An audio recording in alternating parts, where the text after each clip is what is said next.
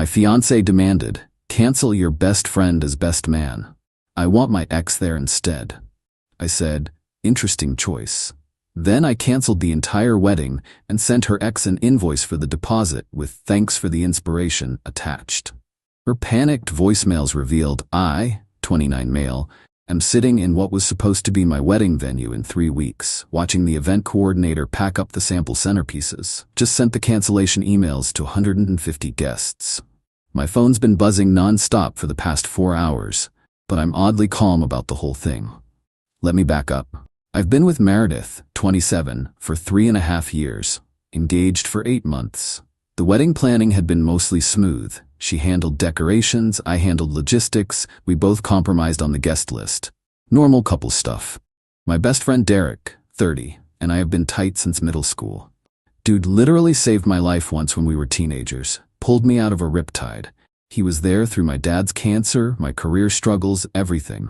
Making him my best man wasn't even a question. Last Tuesday, Meredith drops this bomb over dinner. So I've been thinking, Derek shouldn't be your best man. I literally stopped mid-chew. What? Why? He's just not wedding party material. He's awkward at events. Derek's an engineer. Yeah, he's quiet, but awkward. The man gave a beautiful toast at his brother's wedding last year. Meredith, what's this really about? She fidgets with her napkin. I want Blake in the wedding party. Blake, her ex. The one she dated for 4 years before me. The one whose name still popped up on her phone occasionally. You want your ex at our wedding? Not just at it. I want him as a groomsman, maybe even the best man since you need to replace Derek anyway. I actually laughed. Thought she was joking. She wasn't. Listen, she continues. Blake and I stayed friends. He knows all our friends. He'll make the photos look better. And honestly, he's more presentable than Derek. More presentable? Blake's tall, photogenic. Derek's, short, balding. It'll throw off the aesthetic. The aesthetic. My best friend of 17 years should be excluded from my wedding for the aesthetic. And, she adds, like this is the deal closer. Blake already agreed to do it. You already asked him? Before talking to me? I knew you'd be weird about it. I set down my fork. Really looked at her. This woman I was about to marry just called my best friend unpresentable and went behind my back to recruit her ex. Interesting choice, I said quietly. She smiled, thinking she'd won. So you'll tell Derek? Oh, I'll handle everything. Wednesday morning, 8 a.m., called the venue, explained I needed to cancel. They kept the deposit, 10 grand, non-refundable. Fine. Called the catering company, another 3 grand deposit gone. Photographer? 2 grand. DJ? 500. Florist? 1,500. By noon, I'd canceled everything. Total loss about $22,000. Money I'd saved for 3 years. Then I did something petty, maybe even stupid, but it felt right. I made an invoice, a professional one like I use for my freelance design work. Addressed to Blake Hutchinson, itemized list of all the deposits lost. Total due $22,000. At the bottom, in the notes section, thanks for the inspiration to cancel. Best man position clearly meant more to you than it did to her. Emailed it to him with Meredith CC'd. Then I sent a group message to all 150 wedding guests. The wedding between myself and Meredith is canceled. No drama, just realized we have fundamentally different values. Thank you for your understanding. Packed a bag, turned off my phone, and went to Derek's place. His reaction when I told him, dude, I never liked her anyway. Beer? It's been 6 hours. I finally turned my phone back on. Voicemails from Meredith, 14 texts from Meredith, 68, missed calls from her mom, 8, texts from Blake, 3. The first voicemail, timestamp 12:23 p.m., crying, "What did you do? Why is the venue saying we're canceled? Call me back." Second one, 12:05 p.m., angry, "You can't just cancel our wedding without talking to me." Third one, 1:15 p.m., panicked. "Blake just showed me some invoice. What is this? This is insane." Fourth one, 1:30 p.m., bargaining. Okay, Derek can be best man. Blake doesn't have to be in the wedding. Please call me back. Fifth one, 2 p.m., desperate. My mom is freaking out. Everyone's calling about the cancellation email. We can fix this. I listened to all of them. Blake's texts were actually hilarious. Bro, this invoice is a joke, right? I'm not paying for your wedding drama. Tell Meredith to stop calling me. The entitlement is staggering. She really thought I'd just accept it? Replace my best friend with her ex for photos? Derek's letting me crash here while I figure out next steps. We're currently 3 beers deep, playing Call of Duty, and honestly, I haven't felt this clear-headed in months. Update 1, 2 days later. The last 48 hours have been educational. First, Meredith showed up at Derek's apartment yesterday morning. Full makeup, red dress, she knows it's my favorite, holding a box of my stuff from our apartment. Derek answered the door. He doesn't want to see you. This is between me and my fiancée. Ex-fiancée, Derek corrected. I came to the door. Mistake. Baby, please, she starts. This is crazy. You can't throw away 3 years over one tiny request. Tiny request? You wanted to replace my best friend with your ex. I was thinking about the photos, our memories. Is that so wrong? You called Derek unpresentable. Derek, from behind me. I'm literally right here. Meredith ignored him. Can we just talk, privately? We can talk right here. She huffed. Fine. Mom wants to know who's paying her back for the dress. Her dress. $3,000 designer dress that her mom insisted on buying despite us saying we'd handle it. That's between you and your mom. You canceled the wedding. You wanted your ex as my best man. I said he could be a groomsman, maybe best man. It was a suggestion. Derek actually snorted. You literally told Blake he could do it before even asking. She spun on him. This is your fault. If you weren't so, she gestured vaguely at him, this wouldn't have happened. So what? Derek asked calmly. Short? Bald? Not Instagram-worthy? Her face went red. I didn't mean. Yes, you did, I said. And that's the problem. You prioritize appearances over actual relationships. Then came the tactical nuke. Besides, Blake's married. Record scratch moment. What? Yeah, saw it on Facebook yesterday. Got married 6 months ago. Small ceremony. Guess he didn't mention that when you were planning his role in our wedding? Her face went from red to white. She pulled out her phone, furiously scrolling. Found it. Her expression was something. He said he was single. Why would that matter if he was just being a groomsman? Silence. Then her mom's car pulled up. Patricia got out looking like she was ready for war. What is this nonsense about canceling? Do you know how much we've invested? I've invested $22,000 in deposits, Patricia. That's your choice. We bought the dress, the shoes, the jewelry. Again, your choice. I said we didn't need help. How dare you embarrass us like this? Everyone's asking what happened. Derek pulled out his phone, started recording. For legal purposes, he said cheerfully. Patricia went nuclear. You pathetic little man. My daughter was doing you a favor marrying you. You'll never find anyone better. I'd rather be alone than with someone who thinks I'm an aesthetic accessory. Meredith was now crying. Big dramatic tears. I just wanted nice photos. Is that a crime? No, but lying about Blake being single is pretty sketchy. I didn't lie, I just didn't know. Patricia grabbed her daughter's arm. Come on, let the loser stew in his mistake. You'll be begging us to come back. As they left, Patricia shouted, We're keeping the gifts. What gifts? I called back. I canceled before the shower. Door slam. Car peel out. Blake texted an hour later. Dude, she's been blowing up my wife's phone. Make it stop. I responded, not my circus anymore. Then the social media campaign started. Meredith posted this long thing about toxic masculinity and men who can't handle confident women. Her friends piled on. Comments about how I was threatened by her past and too insecure for an adult relationship. So I posted the invoice I sent Blake. No context, just the image. Comments exploded. People asking why her ex got a wedding cancellation invoice, why his name was even involved. The narrative crumbled fast. Her sister Anna actually texted me. Is it true she wanted Blake as best man? Yup. Jesus. I'm sorry. She told us you were jealous of their friendship. She wanted to remove Derek for the aesthetic and replace him with Blake. That's... Wow. Mom's telling everyone you're having a breakdown, too. I'm playing video games and eating pizza with Derek. Most peaceful I've been in months. Good for you. Last night around 11 p.m. Meredith sent a long text. I'm sorry I hurt Derek's feelings, but you're overreacting. Blake means nothing to me romantically. I just wanted our wedding to look perfect. Every girl dreams of the perfect wedding photos. Why is that wrong? You're throwing away our future over one small ask. Please reconsider. We can do counseling. I'll apologize to Derek. Whatever you want. I responded, you planned our wedding with your ex before consulting me. That's not a small ask. That's a fundamental breach of trust. The deposits are gone. The relationship is done. Please stop contacting me. You're going to regret this. I already regret not seeing the red flags sooner. She sent 30 more texts, ranging from insults to apologies to threats about what she knows about me. I'm genuinely curious what she thinks she has. Derek's been a champ. Took today off work to help me apartment hunt. Found a decent studio downtown. Moving in next week. Already called a lawyer about getting my stuff from our old place. The wedding was supposed to be in 18 days. Instead, I'll be setting up a new apartment. Honestly, can't wait. Update 2, 1 week later. Thought I was done updating, but the entitlement has reached new heights, and y'all deserve to hear this. Moved into my new studio apartment 3 days ago. Derek and his brother helped. Was feeling good, finally processing everything in peace. Then Wednesday happened.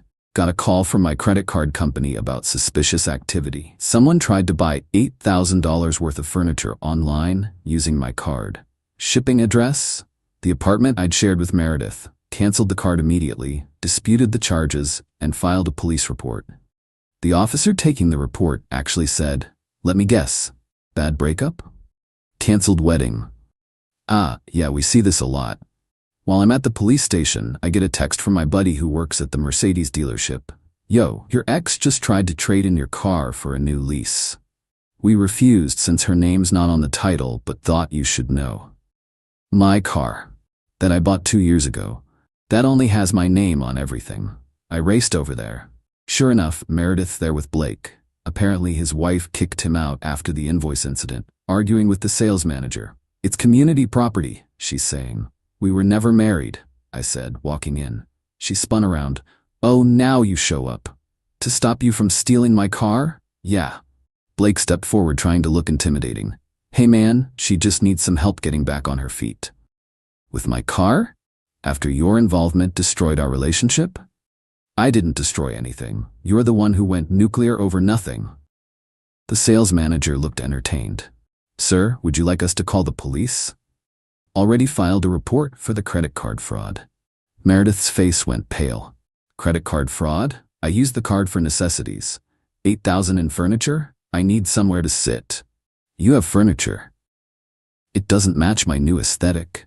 The manager actually laughed, then covered it with a cough. Blake tried to play mediator. "Look, just let her use the car for a few weeks.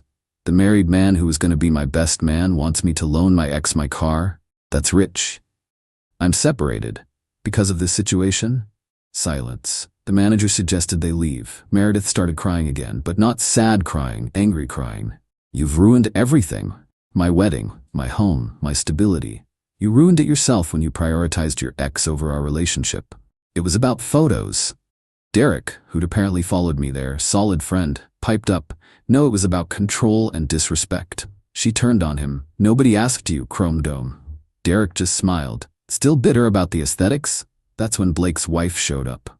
Yeah, that escalation. Tall woman, designer, everything, looking furious. "There you are." Blake went white. "Babe, I can explain." "Explain why you're helping your ex steal her ex's car?" Meredith stepped forward. "We're just friends." "Friends? Friends? You asked him to be in your wedding. He told me he was helping a coworker move." Plot twist. Blake stammered. "It wasn't like that." His wife turned to me. "Is this the guy?" Referring to me. "I'm the one who canceled the wedding when I found out about their arrangement." She nodded. "The invoice sender. Creative. I liked that." Then she turned to Blake. "Get in the car. Now." "Lauren, please." "Car. Now." He slunk away like a scolded dog. Lauren looked at Meredith. "Stay away from my husband. I don't care what history you have." "I didn't know you existed," Meredith protested. "He's worn a wedding ring for 6 months." Another silence. Lauren left. Meredith stood there, carless, accompliceless, crying again. The manager asked us all to leave. In the parking lot, Meredith made one last attempt. "Can you at least give me a ride home?" "Call an Uber." "I don't have money. You canceled all my cards." "They were my cards. You were an authorized user." "This is financial abuse." Derek laughed. Actually laughed. "No, this is consequences." Yesterday I got a call from her dad. First time Richard has ever called me directly. "Son, what's this about credit card fraud?" Explained the situation. Long silence. Then, Jesus Christ, Patricia told me you were being vindictive, but $8,000 on furniture. After we'd already ended things. I'll handle it. Send me the police report number. We'll pay it back if the charges go through. Richard, I don't want... No, I'm sorry. I knew she had issues with Blake, but this is beyond acceptable. Issues? Another pause. She never got over him choosing Lauren. This was probably some weird revenge thing, using you to get to him. Well, that's a fun revelation. You're saying she wanted him in our wedding to make his wife jealous? I'm saying my daughter needs therapy, and you dodged a bullet. I'll handle the money. You take care of yourself. Today woke up to find out Meredith started a GoFundMe. Help me rebuild after domestic abuse. Goal: $25,000. The description claimed I isolated her from friends, controlled all finances, and abandoned her with nothing. Already had $300 from sympathetic strangers. Derek screenshot it and sent it to his lawyer friend. Within 2 hours, it was taken down for fraud. Her mom called me screaming about ruining Meredith's future. Patricia, she committed credit card fraud and lied on a fundraising site. She's heartbroken. You broke her. She tried to steal my car with her married ex-boyfriend. He's separated. Because of her. Click. The wedding would have been next Saturday. Instead, Derek and I are doing a barbecue at his place, calling it the Dodged a Bullet barbecue. His brother's bringing his smoker. My cousin's band is playing. We invited everyone who was supposed to come to the wedding. Currently RSVPs, 73 yes, 12 no. The rest haven't responded. Her sister Anna messaged, "Can I come to the barbecue? I'll bring potato salad." Aren't you Meredith's sister? Yeah, but she tried to steal your car. That's fucked up. Plus, Derek seems cool, and she was horrible to him. So Meredith's own sister is coming to my anti-wedding party. Life's wild sometimes. Final update, 3 weeks later. Wedding day came and went. The Dodged a Bullet barbecue was incredible. 84 people showed up, including Anna, Meredith's sister, who brought the best potato salad I've ever had and stayed till 2 a.m. doing shots with Derek's brother. But that's not why I'm updating. Remember the invoice I sent Blake? The $22,000 one? Well, Lauren, Blake's wife, did something amazing. She actually sent me a check for $5,000 with a note. This is from Blake's personal account. Consider it partial payment for the chaos he helped cause. The rest is coming in installments once my lawyer is done with him. Thank you for opening my eyes. L. I didn't cash it initially, felt weird. But Derek convinced me. Dude, that money was for your wedding. Take it. So I did. Put it straight into savings. Then yesterday got served with legal papers. Meredith is actually suing me for deliberate infliction of emotional distress and financial abandonment. She's seeking $50,000 in damages. Her claims, I maliciously canceled the wedding to humiliate her. I trapped her in financial dependence, then cut her off. I orchestrated a harassment campaign against her. I caused her to lose her job. News to me. That last one was interesting. Called Anna to ask WTF. Oh yeah, she got fired last week, kept missing work to deal with the wedding crisis, and then they found out she was using company time to plan her GoFundMe and talk to lawyers. Her own choices got her fired. But somehow that's my fault? My lawyer, yes, got a real one now, laughed when he read the filing. This is desperation. She has no case. Countersue for the credit card fraud and will probably never hear from her again. But the real kicker came this morning. Richard, her dad, called. I need you to know something. We're moving. Okay? To Florida, Patricia and I, next month. That's good for you? We're not taking Meredith. Silence. She's 27 years old and we're done enabling her. This whole situation, finding out about Blake, the theft attempts, now this lawsuit, we're done. Richard, you don't have to. Yes, I do. You were good to her, better than Blake ever was. She destroyed it for some fantasy where she could have both of you. That's not normal. Patricia disagrees, but I'm putting my foot down. What's she going to do? Figure it out like adults, like you did when she blew up your life. This seems harsh. Son, she tried to steal your car. She committed fraud. She's suing you for 50 grand. You're worried about harsh? He had a point. The lawsuit is ongoing, but my lawyer says it'll likely be dismissed. The credit card fraud case is moving forward. The DA is actually pursuing it because she used the card after we separated, which shows clear intent. Blake and Lauren are getting divorced. He's living with his brother. Meredith apparently reached out to him about moving in together, but he blocked her. Even Blake has limits, apparently. Last I heard from Anna, Meredith is couch surfing between friends, posting increasingly unhinged Instagram stories about rising from the ashes and Phoenix energy. She started selling essential oils through some MLM, claiming they helped her heal from narcissistic abuse. Me? I love my studio apartment. Derek and I started a weekly poker game with some guys from his work. I'm dating casually, nothing serious, just coffee and conversation. The $22,000 in wedding deposits still stings, but I'm slowly rebuilding my savings. My therapist, got one of those too, said something interesting. You didn't dodge a bullet. You dodged a missile, one that would have exploded after you were legally bound to her. She's right. Sometimes I wonder what would have happened if I just let Blake be a groomsman. Probably would have married her, lived an increasingly controlled life, and eventually caught her actually cheating with him. Instead, I'm free. Broke, but free. Single, but not being manipulated. Starting over, but on my own terms. Derek said it best at the box. You lost 22 grand, but saved your soul. Worth every penny. And if you're wondering, yes, I kept the invoice framed. It's hanging in my bathroom. Derek calls it my liberation certificate. Patricia still sends me nasty texts occasionally. I don't respond. Meredith tried making a TikTok about toxic ex syndrome. It got 47 views and one comment. Didn't you try to steal his car? The wedding would have been a month ago today. Instead of celebrating an anniversary, I'm sitting on my secondhand couch in my tiny apartment, eating takeout Chinese with Derek, and I've never been happier. Sometimes the best thing you can do is cancel the wedding and send the invoice. Edit, since someone asked, yes, the credit card fraud charges stuck. She got 18 months probation and has to pay restitution. The civil lawsuit was dismissed with prejudice last week, and Blake's wife Lauren and I are actually friends now. She sends me memes about dodging bullets. Life's weird.